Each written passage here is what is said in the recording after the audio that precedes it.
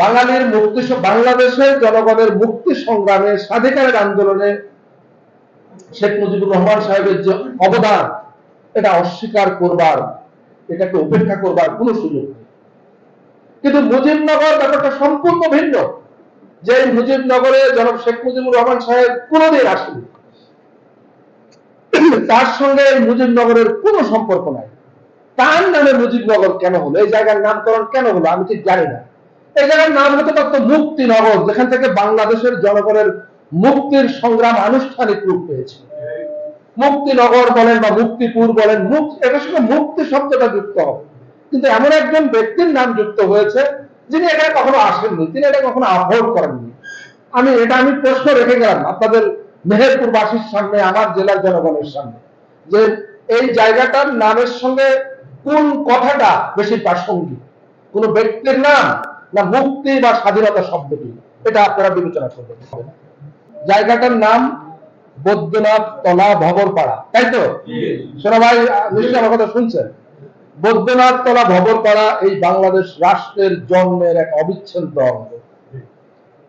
1971 সালের 17 এপ্রিল সেখানে মুজিবনগর সরকার শপথ গ্রহণ করে, ডিক্লারেশন অফ ইন্ডিপেন্ডেন্স সেখান থেকে প্রকাশ করা হয়।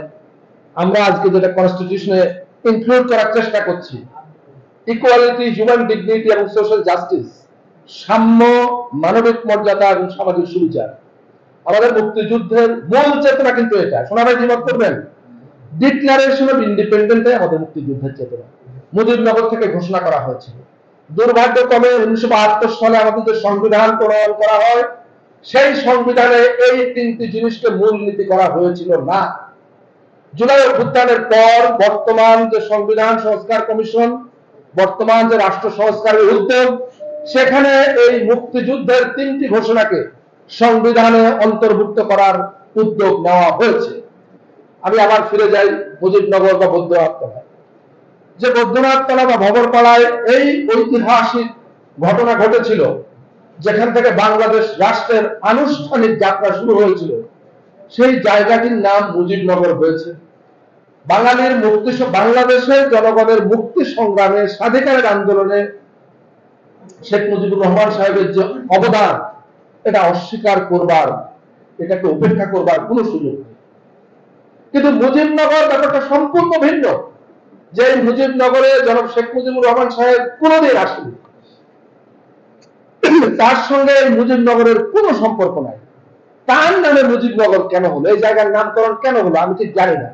এই জায়গার নাম হতে পারত মুক্তিনগর, যেখান থেকে বাংলাদেশের জনগণের মুক্তির সংগ্রাম আনুষ্ঠানিক রূপ পেয়েছে।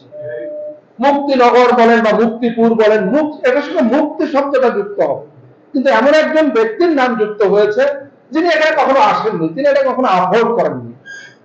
আমি প্রশ্ন রেখে গেলাম আপনাদের মেহেরপুরবাসীর সামনে, আমার জেলার জনগণের সামনে, যে এই জায়গাটার নামের সঙ্গে কোন কথাটা বেশি প্রাসঙ্গিক, কোন ব্যক্তির নাম না মুক্তি বা স্বাধীনতা শব্দটি, এটা আপনারা বিবেচনা করবেন।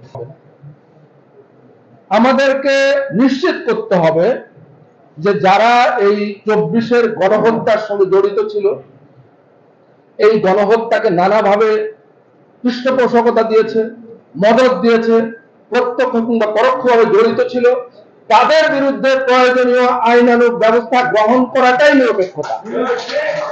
তাদের বিরুদ্ধে কোনো ব্যবস্থা না নিয়ে নিরপেক্ষতার চর্চা আত্মঘাতী, এটা আপনার জন্য বিপজ্জনক হয়ে উঠতে পারে।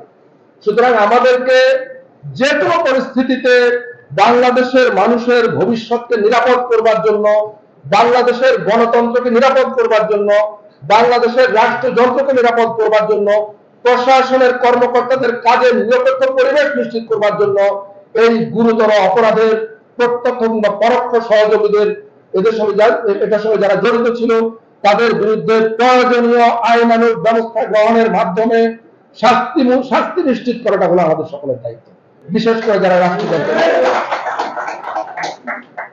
আমরা জানি পরাজিত শক্তির অর্থনৈতিক নেটওয়ার্ক এবং এখনো পর্যন্ত পুরো মাত্রায় সক্রিয়।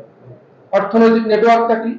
এখানে রাষ্ট্রীয় পৃষ্ঠপোষকতায় বিভিন্ন ধরনের অর্থনৈতিক কর্মকাণ্ড আছে, বিভিন্ন রকম ব্যবসা বাণিজ্য আছে, বিভিন্ন রকম ডিলারশিপ আছে, বিভিন্ন রকম এজেন্সি আছে। এগুলো পরাজিত ফ্যাসিবাদীদের হাতে থাকবে। আর আপনি মনে করবেন আপনি সমাজে নিরপেক্ষতা চর্চা করবেন, আপনি মনে করবেন ফ্যাসিবাদ পরাজিত হয়ে গেছে, এখন আমি নিরপেক্ষ আচরণ করব। এই নিরপেক্ষতা আপনার জন্য আত্মঘাতী হবে। আমি মনে করি জনগণের সহায়তায় প্রশাসন এই বিষয়ে এমন যথাযথ পদক্ষেপ গ্রহণ করবে যে পরাজিত অপরাধী চক্রের অর্থনৈতিক নেটওয়ার্ক ভেঙে পড়বে এবং এরপর সেখানে নিরপেক্ষতার চর্চা হবে, এরপরে সেখানে স্বাভাবিক আইনের চর্চা হবে। তার আগে যদি আপনি নিরপেক্ষতা দেখাতে যান, এটা আপনার জন্য, জনগণের জন্য, সবার জন্য বুমেরাং হবে।